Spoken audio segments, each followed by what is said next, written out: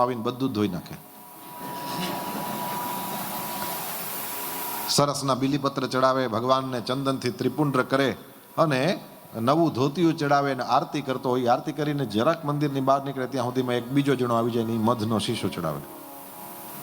મધ, હની. ભગવાન ભોળાનાથ કરતા વધારે એડજસ્ટમેન્ટ વાળું કોઈ નથી.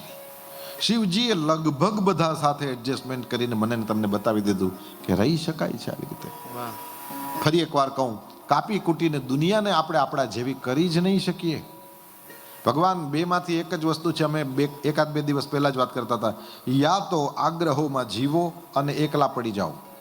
Please listen carefully. યા તો આગ્રહોમાં જીવો અને એકલા પડી જાઓ, યા એડજસ્ટમેન્ટ કરી લો અને બધાની સાથે રહો. તમારા ઉપર છે, તમારી શું ઈચ્છા છે. એનું કારણ આ અધૂરો છે, આ અધૂરો છે, આ અધૂરો છે, આ અધૂરો છે. તો પણ થોડોક નાનકડો અરીસો ભેગો રાખ કે નહીં. દરેક વાત ખોલીને ના કહીએ, એમને સમજી જવું જોઈએ કે આ શું કહે છે. થોડું આપણી સામે જોઈએ. આપણને કેટલા લોકોએ ચલાવી લીધા છે એટલે આપણે અહીંયા છીએ. યસ નો.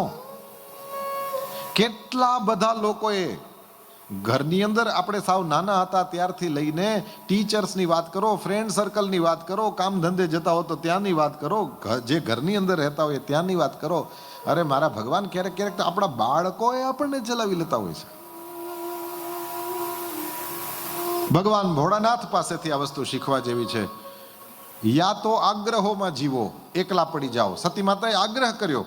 ભગવાન ભોળાનાથને ખબર પડી ગઈ છે, બોલી ન શક્યા પણ સમજી જ ગયા કે મારે પરીક્ષા કરવી છે. અને રામ જેવા રામની પરીક્ષા એ શંકરના અર્ધાંગીની કરે તો એ શંકર ભગવાને કેટલું ગજબ રીતે ચલાવી લીધું કહેવાય. જગત પોતાની રીતે જ ચાલશે. આપણે અધૂરા છીએ, આપણને એ લોકોએ ખૂબ ચલાવી લીધા છે, એટલા માટે આપણે એને ચલાવી જ લેવા જોઈએ. જ્યારે હું ને તમે આગ્રહોમાં ફસાશું કે હું કાપી કૂટીને મારા પ્રમાણે કરી નાખું, કોઈ દી કોઈ નહીં થાય, એકલા પડી જશું.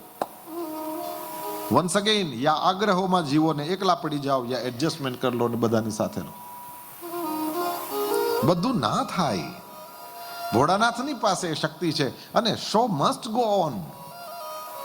ભગવાનને ખબર છે કે આવી રીતે જ રહેવું જોઈએ. આજે કલ્પના તો કરો, વિષને અટકાડવાની તાકાત છે એને, છતાંય તે આસપાસ વાળાઓને કેવા ફાઇન રીતે ચલાવી લે છે. અચ્છા, તારી એવી ઈચ્છા છે રામની પરીક્ષા, જા કર, હું ના આવું, પણ તારે કરવી હોય તો તું કર. અને એ કરી લીધા પછી પણ ભલે મનથી પતિ પત્નીના સંબંધનો ત્યાગ છે, પણ એ સતીનો ત્યાગ નથી. એ એની સતત સાથે રહ્યા છે. કેમ? હમણાં જરા એ રોગમાં છે, હમણાં જરા એને સંશય રૂપી રોગ લાગી ગયો છે. મારા પ્રભુની કૃપા ઉપર મને વિશ્વાસ છે, એ આનું અહિત નહીં થવા દે. અને મને તો મારી ખબર જ છે ને, મેં આ અપનાવી છે તે એમને એમ થોડી અપનાવી છે. લાઈફ ટાઈમ આમ જ રહેવાનું છે મારે. હું જેવો છું તેવી તે ચલાવે છે, એવી રીતે એ જેવી છે હું ચલાવી લઈશ. આગ્રહોમાં જીવતો જશે માણસ, એકલો પડતો જશે.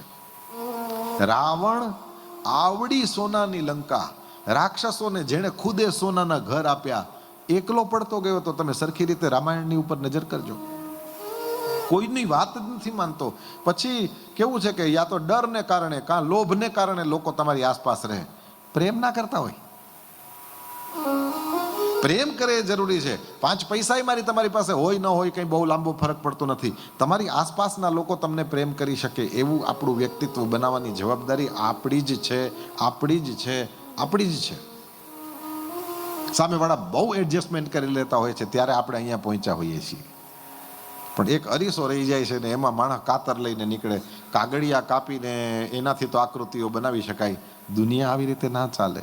અને ભગવાન ભોળાનાથ કરતા વધારે કોઈને આ વસ્તુની ખબર નથી. હું તમને એક નાનકડો ઈશારો કરું. એડજસ્ટમેન્ટ એટલે કયા લેવલનું એડજસ્ટમેન્ટ ભોળાનાથ કરે છે. જો જે દેવતાઓ દોડી દોડીને આવ્યા હતા અને ભગવાન મહાદેવની પ્રાર્થના કરીને પછી એમ કહેતા હતા કે આ ઝેર પી જાઓ, એના એ દેવતાઓ, તમને ખબર છે સૌથી પહેલા ઝેર નીકળ્યું હતું ભાગવતની કથા પ્રમાણે. પણ પછી તરત જ જેવું શરૂ થયું એટલે પેલું કામધેનુ ગાય નીકળી હતી, ઋષિમુનિઓને આપી.